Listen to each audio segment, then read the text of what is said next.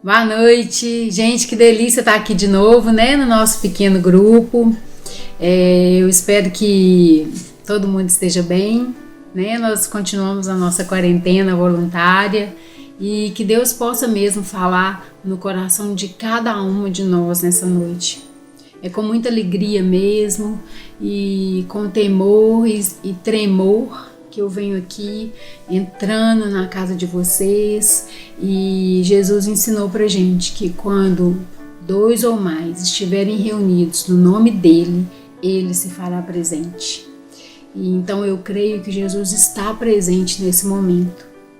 Eu pedi para Deus uma palavra que possa mesmo alegrar o nosso coração, revigorar a nossa fé, para que a gente continue firme.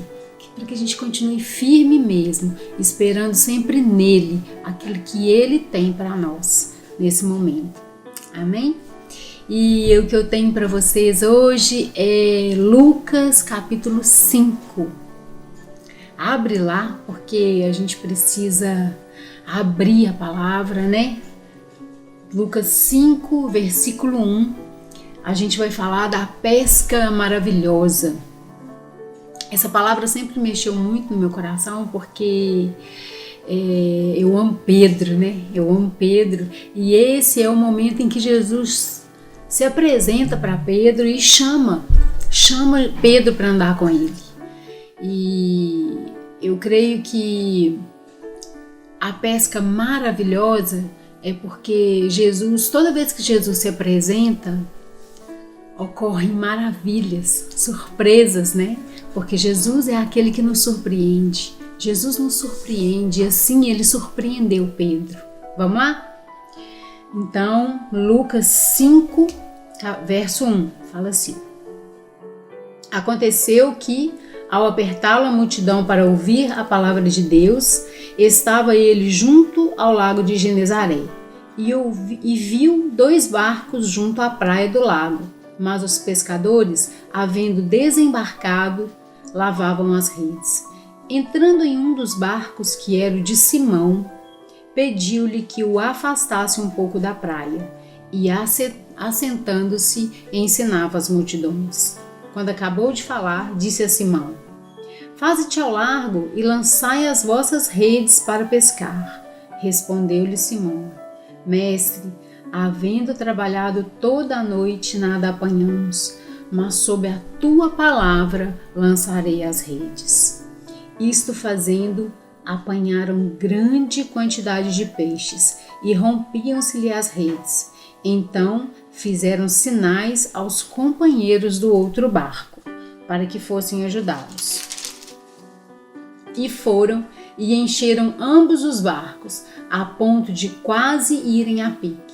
Vendo isto, Simão Pedro prostrou-se aos pés de Jesus, dizendo: Senhor, retira-te de mim, porque sou pecador.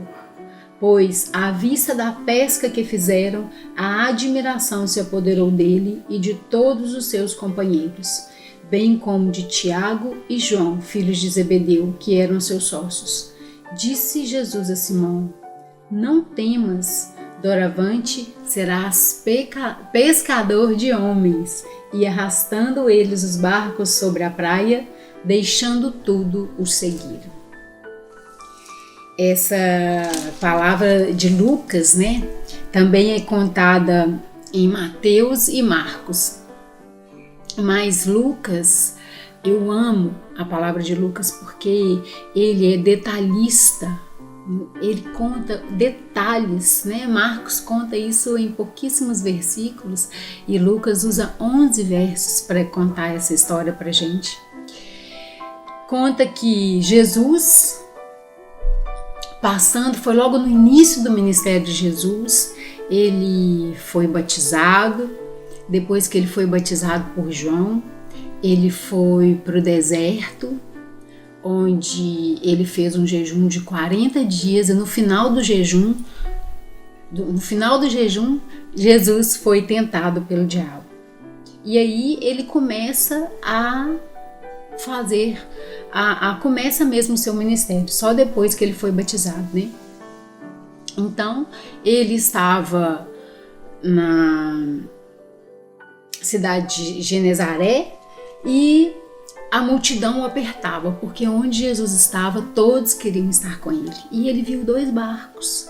No verso 3 fala assim: entrando em um dos barcos, que era o de Simão, pediu-lhe que o afastasse um pouco da praia, e assentando-se, ensinava do barco as multidões. Então ele entra no barco de Pedro e pede para ele afastar um pouco da praia. Eu vejo nisso uma situação onde é Jesus que entra no barco de Pedro. Não é Pedro que vai até Jesus. Jesus estava ali na sua rotina, ele era um pescador, ele tinha tentado pescar a noite inteira e não conseguiu pescar nada. Quando ele lavava as redes, né, naquele seu trabalho, naquela sua rotina, Jesus entra no barco dele e pede para ele afastar um pouco, para ele sair da praia. Eu vejo que isso é quando Jesus entra na nossa vida, é necessário que a gente tenha um outro ponto de vista sobre a mesma situação. Quando Pedro afasta o barco de onde ele estava para Jesus continuar pregando, ele tem um novo ponto de vista sobre aquela situação. Jesus tira Pedro daquele lugar onde ele olhava para baixo, onde ele lavava as redes, onde ele via a incapacidade dele, onde ele via o que ele não conseguiu fazer naquela noite, que foi pescar, e Jesus leva ele para um outro lugar, para que ele tenha um outro ponto de vista sobre aquela mesma situação. No verso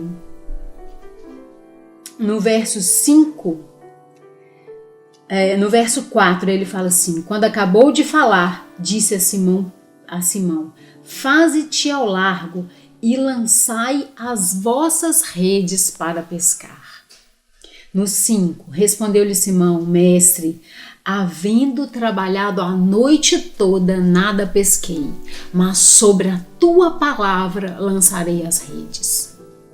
Aqui mostra Pedro sai mais uma vez daquela situação onde ele tinha todo o domínio, ele sabia a profissão dele, ele sabia como fazer, e ele fez a noite inteira sem conseguir nenhum sucesso, porém, sob a palavra de Deus, ele lançou novamente as redes, o que mostra que Pedro mudou o comportamento dele quando ele esteve diante de Jesus. Na presença de Jesus, Pedro deixa de fazer aquilo que era o cotidiano dele para obedecer à voz do Senhor. Então é uma situação onde a gente transporta isso para a nossa vida, né? Nós temos uma maneira de lidar com as coisas, nós temos uma maneira de resolver as coisas. E quando Jesus se apresenta, ele tem uma outra maneira de fazer. O que acontece aqui? No verso 6, ele fala que isso fazendo apanharam grande quantidade de peixes e rompia-se-lhe as redes. Eu vejo que a maioria das vezes nós tentamos limitar o poder de Deus. Na maioria das vezes nós não somos como Pedro. Na maioria das vezes a gente tem um problema, a gente tem uma circunstância e nós temos a solução para aquele problema. Mas Jesus, quando se apresenta para Pedro, ele mostra uma nova maneira, porque Deus é criativo, Deus não é limitado como homem.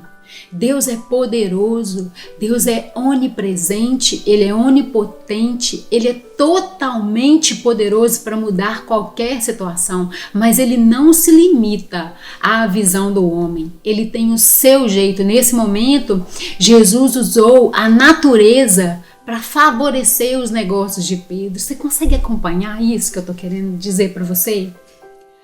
Jesus usa a natureza porque foi Deus que criou os peixes. Jesus mostra para Pedro que quando ele foi sozinho e passou a noite tentando pescar, ele não pescou nada, mas sob a palavra de Jesus, ele pescou tanto que ele teve que chamar outro barco para ajudar a socorrer, para poder conseguir pegar aquele tanto de peixes que ele pescou. Nós não podemos limitar a ação de Deus na nossa vida, nós não podemos limitar o método, nós não podemos limitar aquilo que Deus tem para fazer na nossa vida. Deus é criativo, Ele é poderoso, Ele sabe de todas as coisas, Ele é soberano. Eu tô com aquela música na cabeça, Deus é soberano, Deus é soberano. Aquela música que eu passei no grupo do PC Baruch, que é só instrumental, é só voz e piano. Deus é soberano sobre a terra. Deus é soberano. Não limite aquilo que Deus pode fazer na sua vida. Não se apegue àquela circunstância que você está vivendo agora. Vamos continuar. No verso 8, vendo isto, Simão Pedro prostrou-se aos pés de Jesus, dizendo: Senhor, retira-te de mim, pois sou pecador. Nesse momento, Pedro reconhece quem é que estava diante dele. Quando Pedro viu o milagre que Jesus fez, ele reconheceu que ele era um homem pecador e quem estava diante dele era santo. E por isso ele fala: Senhor, retira-te de mim, porque sou pecador. Amados, Jesus conhece o nosso coração. Jesus sabe que nós somos pecadores, que nós somos falhos, que nós somos limitados, mas isso não impede dele se achegar a gente. Não impede dele entrar no nosso barco. Não impede dele mudar os nossos negócios, dele mudar a nossa sorte. A graça de Deus sempre vai ser maior que os nossos pecados. A graça de Jesus sempre vai ser maior que os nossos pecados. No verso 9, ele fala assim: Pois à vista da pesca que fizeram, a admiração se apoderou dele e de todos os seus companheiros, bem como de Tiago e João, filhos de Zebedeu, que eram seus sócios. Disse Jesus a Simão: Não temas, doravante serás pescador de homens. Jesus se aproxima de Pedro, sabendo quem ele era e sabendo o que vai acontecer lá na frente. Como aquela palavra de Isaías 53 que fala assim, eu não sei se é 53 ou 55 que fala assim: Porque os meus caminhos não são os seus caminhos, e os meus pensamentos não são os seus pensamentos. Porque assim como os céus são mais altos que a terra, assim são os meus pensamentos mais altos que os seus pensamentos, e os meus caminhos mais altos que os seus caminhos. O nosso Deus sabe o que é que vai acontecer daqui a um mês, daqui a um ano, daqui a 100 anos. Ele sabe de todas as coisas.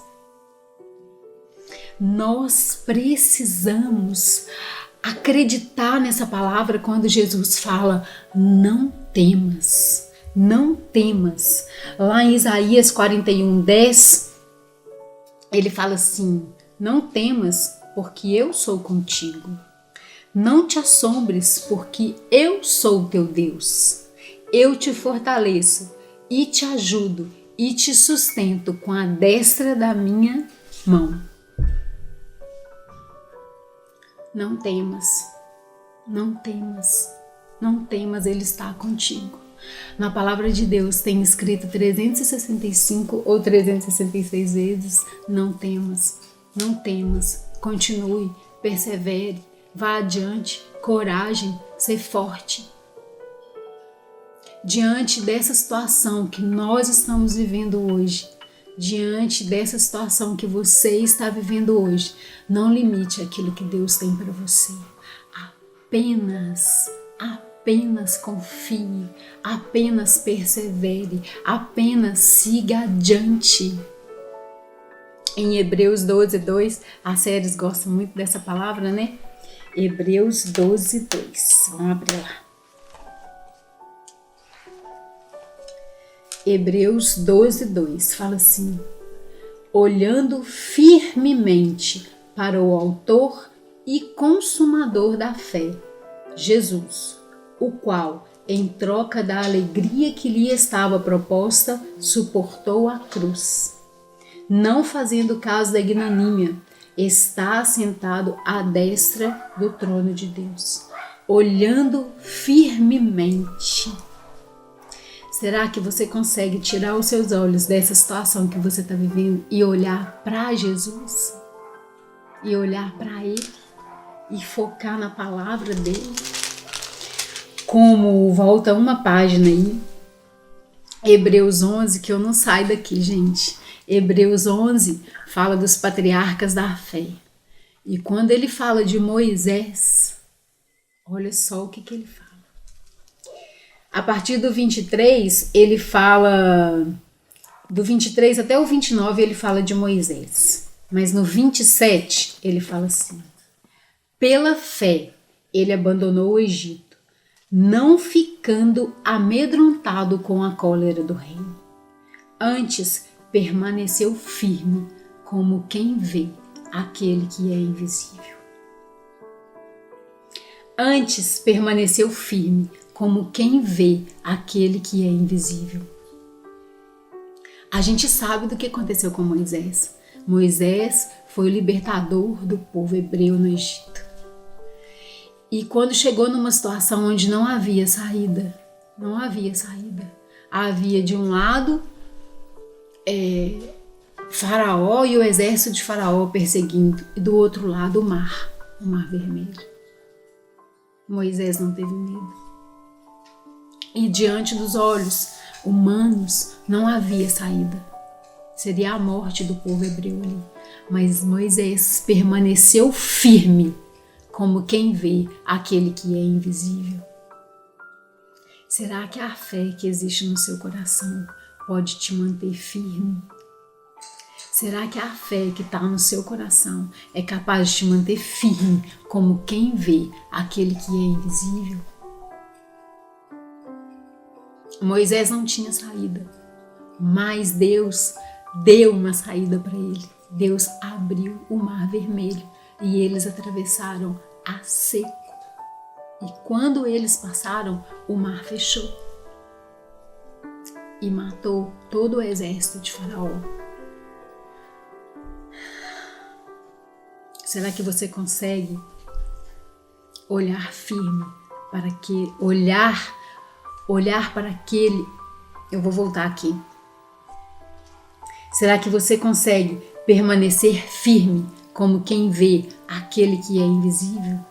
E se você conseguir permanecer firme como quem vê aquele que é invisível, você vai louvar diante da situação. Você vai louvar e adorar. E eu vou finalizar essa palavra no Salmo 46.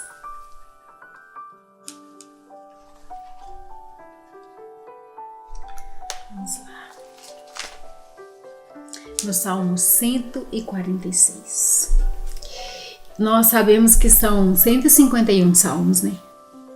São 151 salmos. E dos 146 adiante, todos são salmos que começam e terminam com a palavra aleluia. São salmos que glorificam a Deus. Ele termina o livro são 5 livros para terminar os salmos. Todos eles começam e terminam com aleluia. O 146 fala assim: aleluia, louva, ó minha alma, ao Senhor. Louvarei ao Senhor durante a minha vida. Cantarei louvores ao meu Deus enquanto eu viver. Não confie em príncipes, nem nos filhos dos homens, em quem não há salvação. Aí vou pular para o 5. Bem-aventurado aquele que tem o Deus de Jacó por seu auxílio, cuja esperança está no Senhor, seu Deus, que fez os céus e a terra, o mar e tudo que neles há, que mantém para sempre a sua fidelidade. O Deus que a gente serve é aquele que fez o céu, a terra, o mar e tudo que neles há. Eu convido você para nessa noite tirar os olhos da circunstância, tirar os olhos dessa situação que a gente está vivendo hoje, tirar os olhos de qualquer que seja a necessidade que você tem, e nós temos necessidade, e nós temos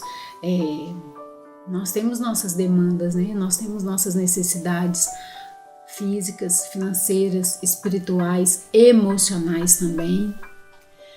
Mas eu vou convidar você a crer naquele que fez os céus, a terra, o mar e tudo que neles há. E olhar firmemente como quem vê aquele que é invisível. Vamos orar? Vamos orar. Pai, nós te agradecemos por essa palavra. Nós te agradecemos, Pai, e nós te pedimos que o Senhor abra os nossos olhos espirituais, abra os nossos ouvidos espirituais, para que nós possamos ser como Pedro, para que a gente possa reconhecer a sua santidade, todo o seu poder, tudo aquilo que o Senhor é, e que a gente possa nos prostrar mesmo diante do Senhor, reconhecendo que nós não somos nada, que nós não temos nada, mas que o Senhor é tudo. Pai, que a gente não limite todo o seu poder e o seu modo de agir, mas que a gente possa ter um coração quebrantado e contrito diante do Senhor, e que a gente espere muito mais daquilo que os nossos olhos podem ver. Que nós possamos mesmo, Pai, nos achegar ao Senhor com um coração quebrantado e contrito e esperar no Senhor aquilo que o Senhor tem para nós. Que a gente possa, Pai, aprender a ser humilde diante daquele que fez o céu, a terra, o mar e tudo que neles há, e aguardar no Senhor a resposta para tudo aquilo que a gente precisa. Eu te agradeço, Senhor, por esse momento de comunhão. Eu te agradeço, Senhor, por essa palavra. E eu te peço, Pai, que o Senhor alcance o nosso coração de uma maneira profunda, que a gente possa viver o sobrenatural do Senhor, que a gente possa sair desse lugar, Pai, onde a gente espera as soluções humanas para os nossos problemas, mas que a gente possa ver a solução do Senhor para a nossa vida. Nós te amamos, Senhor, nós te amamos. Nos dê, Pai, um coração obediente à Tua palavra, um coração que lê a Tua palavra e consegue se emocionar com aquilo que está escrito aqui, porque nós sabemos que a Tua palavra é viva, a Tua palavra é viva. Assim, Senhor, eu te louvo e te agradeço, em nome de Jesus. Amém. Amém. Boa noite, minhas queridas. Uma ótima semana para vocês e a gente se encontra na próxima semana, né? Um beijo grande e que Deus te abençoe poderosamente. Que Deus possa te surpreender nessa próxima semana. Em nome de Jesus. Um beijo grande.